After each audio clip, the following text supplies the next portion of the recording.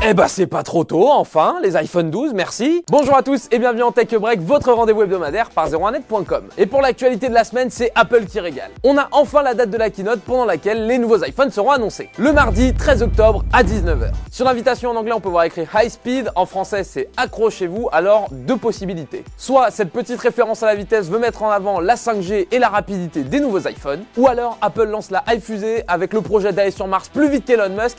Mais bon, on partirait plutôt sur la première possibilité de notre côté. Pour rappel, on s'attend à 4 produits. L'iPhone 12 mini, l'iPhone 12, l'iPhone 12 Pro et l'iPhone 12 Pro Max. Les 4 smartphones seraient tous compatibles 5G du coup et disposeraient tous d'un écran OLED. Dans cette keynote, on s'attend aussi à voir un casque audio fait par Apple. Le nom AirPods Studio est sorti plusieurs fois, mais encore une fois, rien d'officiel. On s'y attend d'autant plus du fait qu'avant, sur l'Apple Store, il y avait en vente des casques d'autres marques. Mais ça, c'était avant. Depuis quelques jours, Apple a retiré de son site internet et de ses magasins toutes les autres marques qui faisaient des casques audio. Finalement, chez Apple, quand on veut lancer un produit, plutôt que d'essayer de battre la concurrence, ce qu'on fait, c'est qu'on la retire de ses magasins. C'est une technique aussi, hein.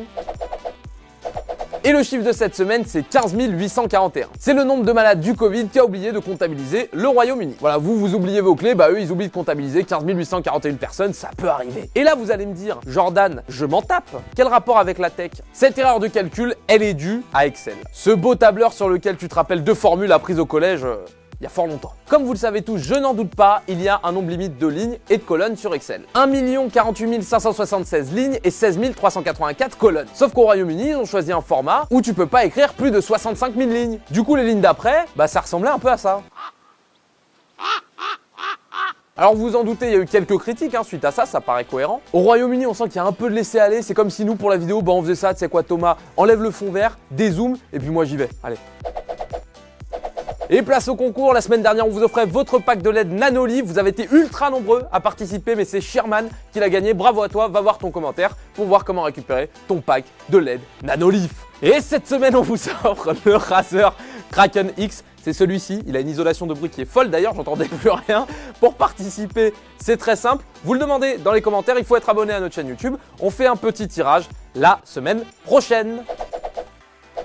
Et pour la vidéo de cette semaine, on passe chez Monsieur Bricolage et c'est parti. PlayStation 5です。スライドすると出せますスライドします 4.0 に対応した M.2 インターフェースを搭載しています直径 120mm 厚さ 45mm の CPU は8コア16スレッドで Cette vidéo a été postée sur la chaîne YouTube de PlayStation. 7 minutes pendant lesquelles le directeur de l'ingénierie de chez Sony, Yasuhiro Otori, qu'on salue, je sais qu'il regarde très souvent Tech Break, a désossé la console. J'ai menti, il regarde pas très souvent. Le premier truc, c'est qu'on se rend enfin compte de la taille réelle de la console. Bon bilan, ça se joue à quelques centimètres près, mais l'humain est un poil plus grand que la console quand même. Pour ce qui est des ports sur la console, on a de l'USB type A, de l'USB type C, de l'HDMI, l'alimentation et l'Ethernet, plutôt classique. Dans cette vidéo, on découvre aussi la fixation qui sera utilisée pour maintenir la console en verticale ou en horizontale. Pour changer l'orientation de la console, il faudra juste tourner une petite vis. Enfin, on a vu que pour augmenter la capacité de stockage de la console, ça sera assez simple, il faudra dévisser une trappe et vous pourrez mettre un disque dur en plus. Et cette semaine, on voulait savoir avec toutes les informations que vous avez eues sur la PlayStation 5 et la Xbox Series X, dans quel team vous êtes. On accepte évidemment les teams PC, vous l'écrivez en commentaire, c'est la question de la semaine. Vous justifiez tout ça, on en sélectionnera 2 la semaine prochaine et on en discute. Et la semaine dernière, on vous demandait si vous alliez passer sur la 5G, ce que vous en pensiez, et vous nous avez répondu. Mathieu nous dit que lui, il accorde aucune, avec beaucoup de U, importance à la 5G. Pour l'instant, la 4G fonctionne très bien pour son utilisation, et que du coup, il n'est pas hyper hypé. Et pour Nadel, il semblerait que les prix des forfaits 5G chez Free ne bougeraient pas par rapport au forfait 4G. Il nous dit qu'un forfait à 100 € pour la 5G, c'est un poil cher. Quand actuellement, il est à 9,99 € par mois chez Free pour 100 Go, il préfère rester en 4G.